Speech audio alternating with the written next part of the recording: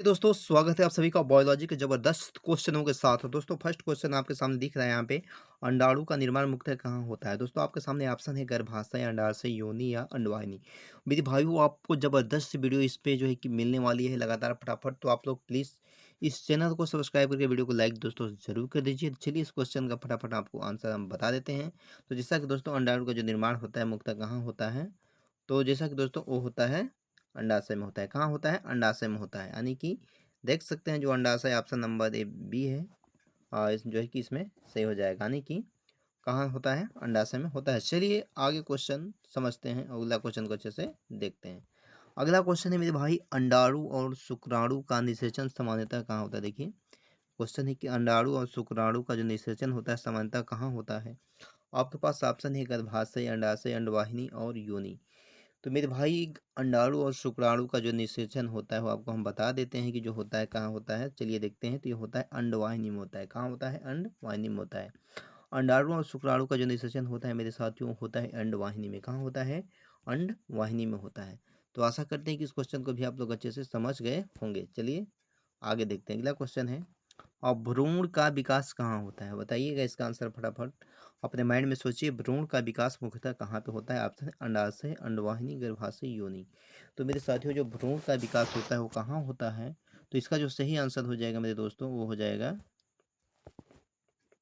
देखिए गर्भाशय में। कहाँ होता है? देखिए भ्रूण का विकास जो होता है साथियों कहाँ होता है? गर्भाशय में होता है। यहाँ पे समझ सकते हैं आप लोग, जो भ्रूण का विकास होता है वो इसी गर्भाशय में होता है। तो चलिए आगे बढ़ते हैं और अगले क्वेश्चन को अच्छी तरीके से समझते हैं। अगला क्वेश्चन है, मासिक धर्म मुख्यतः किस परत के टूटने से होता है? मेरे दोस्तों मासिक धर्म होता है मुख्यतः किस परत के टूटने से होता है? देखिए इस क्वेश्चन के लिए विकल्प है मेरे दोस्तों, अंडाशय, गर्भाशय की परत, अंडवाहिनी या योनि। बताइएगा जल्दी जल्दी। तो मासिक धर्म जो होता है मुख्यतः गर्भाशय की जो परत होती है वो टूटने से होता है। किसके परत से टूटने से होता है? तो इसमें क्वेश्चन वो बनता है, इसमें देखिए ज़्यादातर इन दोनों को ऑप्शन जो है कि ज़्यादा सटीक होता है, लेकिन फिक्स जो आंसर होगा साथियों इसका वो हो जाएगा आपका, देख सकते हैं, वो हो जाएगा गर्भाशय की परत। किसकी परत? गर्भाशय की परत। इसकी जो परत होती है टूटती है, इस गर्भाशय की परत टूटती है तो जो है कि मासिक धर्म होता है। चलिए आगे बढ़ते हैं, अगला क्वेश्चन को देखते हैं। अगला क्वेश्चन है, अंडाणु अंडाशय से किस अंग की ओर जाता है? मेरे दोस्तों अंडाणु अंडाशय से किस अंग की ओर जाता है? ऑप्शन है आपके पास वही चीज, गर्भाशय, योनि, अंडवाहिनी या गर्भाशय ग्रीवा। तो अंडाणु जो है अंडाशय से किस अंग की ओर जाता है आप लोग बताइएगा। गर्भाशय की ओर जाता है, योनि की ओर जाता है, अंडवाहिनी की ओर जाता है, गर्भाशय ग्रीवा की ओर जाता है? तो अंडाशु जो है अंडाणु जो है अंडाशय से जाता है आपका अंडवाहिनी की तरफ। किधर जाता है? किस अंग की ओर जाता है? अंडाणु जो है अंडाशय से अंडवाहिनी की तरफ जाता है। तो आशा करते हैं इस क्वेश्चन को भी आप लोग बहुत ही अच्छे से समझ गए होंगे। मेरे दोस्तों अगला क्वेश्चन है, बहुत ही दमदार क्वेश्चन, मजेदार क्वेश्चन है, काफी रुचिकर क्वेश्चन है। अगला क्वेश्चन है, गर्भाशय ग्रीवा क्या होता है? देखिए क्वेश्चन है गर्भाशय ग्रीवा क्या होता है। ऑप्शन है आपके पास अंडाशय, गर्भाशय का निचला संकरा भाग, या अंडवाहिनी या योनि।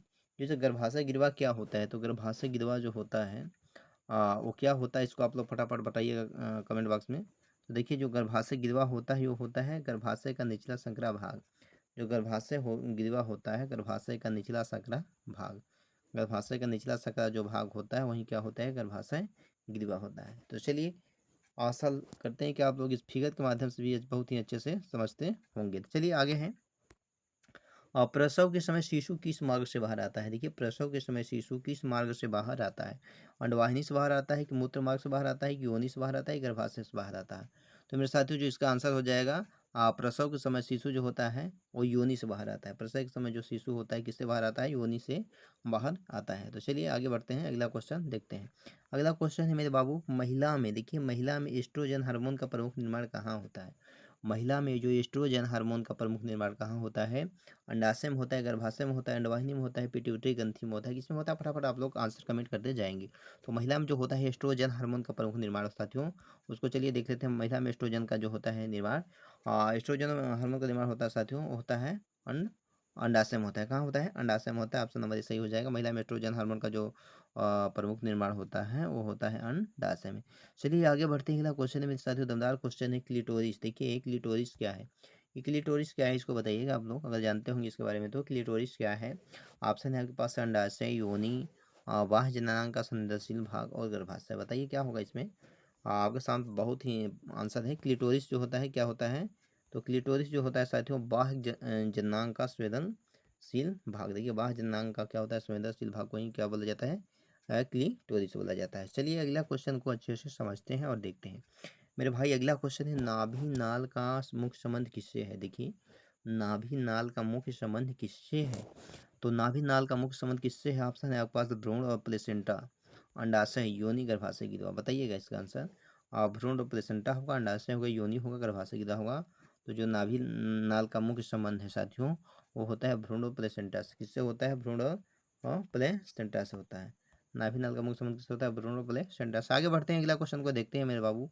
और अगला क्वेश्चन देखिए, अच्छा क्वेश्चन, दमदार क्वेश्चन ये भी है कि फैलोपियन ट्यूब को हिंदी में क्या कहते हैं। फैलोपियन ट्यूब को हिंदी में क्या बोला जाता है, तो फैलोपियन ट्यूब को हिंदी में क्या बोला जाता है। देखिए अंडवाहिनी बोलते हैं, मूत्रवाहिनी बोलते हैं, शुक्रवाहिनी बोलते हैं या गर्भ नली बोलते हैं। फैलोपियन ट्यूब जो होता है वो होता है अंडवाहिनी। क्या होता है फैलोपियन ट्यूब, अंडवाहिनी होता है। तो ऑप्शन नंबर जो ये पहला ही इसका सही हो जाएगा, अंडवाहिनी। अंडवाहिनी जो होता है, फैलोपियन ट्यूब क्या होता है, अंडवाहिनी होता है। चलिए आगे बढ़ते हैं और आगे भी इससे भी दमदार क्वेश्चन है यहाँ पे। तो देखिए आगे है कि मासिक धर्म चक्र की औसत अवधि लगभग कितनी मानी जाती है मेरे साथियों। क्वेश्चन है कि मासिक धर्म चक्र की जो औसत अवधि है लगभग कितनी मानी जाती है। 21 दिन, 24 दिन, 28 दिन, 35 दिन। तो मेरे भाई जो मासिक चक्र की जो औसत अवधि है वो जो है कि लगभग 28 दिन की मानी जाती है। कितनी मानी जाती है, 28 दिन की मानी जाती है। ऑप्शन नंबर सी सही हो जाएगा। मासिक चक्र की जो लगभग औसत अवधि होती है वो मानी जाती है 28 दिन। चलिए आगे है अगला क्वेश्चन, नंबर क्वेश्चन ये भी है, इसको अच्छे से पढ़िए।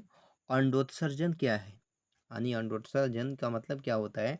अंडाणु का निर्माण होता है, अंडाणु का अंडाशय से बाहर आना होता है, निषेचन की प्रक्रिया होता है, भ्रूण का विकास होता है। तो मेरे भाई अंडोत्सर्जन का मतलब जो होता है वो होता है अंडाणु का अंडाशय से बाहर आना, जैसा कि आप लोग देख सकते हैं बी ऑप्शन में निहित है।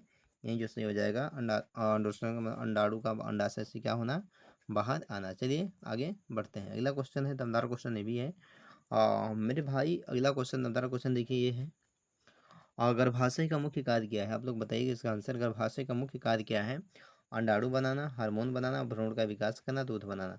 तो गर्भाशय का जो मेन जो मुख्य कार्य होता है वो होता है भ्रूण का विकास करना। गर्भाशय का मुख्य कार्य क्या होता है, भ्रूण का विकास करना, भ्रूण का विकास करना। ऑप्शन नंबर 3 सही हो जाएगा, भ्रूण का विकास करना। चलिए आगे बढ़ते हैं, अगला क्वेश्चन है एमनियोटिक द्रव का प्रमुख कार्य क्या होता है। देखिए क्वेश्चन है, अच्छे से पढ़िए क्वेश्चन को। एमनियोटिक द्रव का मुख्य कार्य क्या होता है, ये होता है आपका क्या करना है। एमनियोटिक द्रव का मुख्य कार्य भ्रूण को पोषण देना, भ्रूण की सुरक्षा करना, दर्द उत्पन्न करना, हार्मोन बनाना। तो एमनियोटिक द्रव का जो मुख्य कार्य होता है मेरे बाबू वो होता है भ्रूण की सुरक्षा करना, भ्रूण की सुरक्षा करना, यानी कि एमनियोटिक जो द्रव होता है उसका मुख्य भ्रूण की सुरक्षा करना, भ्रूण की सुरक्षा करना। तो मेरे साथ ही ये थे दमदार क्वेश्चन, मजेदार क्वेश्चन जो थे आपके बीच हमने रखा, बहुत ही अच्छे तरीके से, बहुत ही मतलब इजी तरीके से रखा और विस्तार से समझाया। तो चलिए आशा करते हैं कि आप लोग इस वीडियो को काफ़ी ज़्यादा पसंद करेंगे। आप किसी भी एग्जाम की तैयारी करते हैं साथियों, बायोलॉजी का अगर क्वेश्चन उसमें है सिलेबस पूछा जाता है तो निश्चित इस क्वेश्चन को आप लोग अच्छे से देखिएगा और मज़ेदार तरीके से बताइएगा। तो क्वेश्चन हम डाल लिए, अगले वीडियो में इससे भी और भी दमदार क्वेश्चन जो है कि लेने वाले हैं। तो प्लीज़ वीडियो को लाइक करके चैनल को सब्सक्राइब कर लीजिए। तो दोस्तों आपसे लेते हैं विदा, फिर से मिलते हैं अगले पार्ट के साथ। तब तक के लिए सभी को जय हिंद, bye bye, thank you all.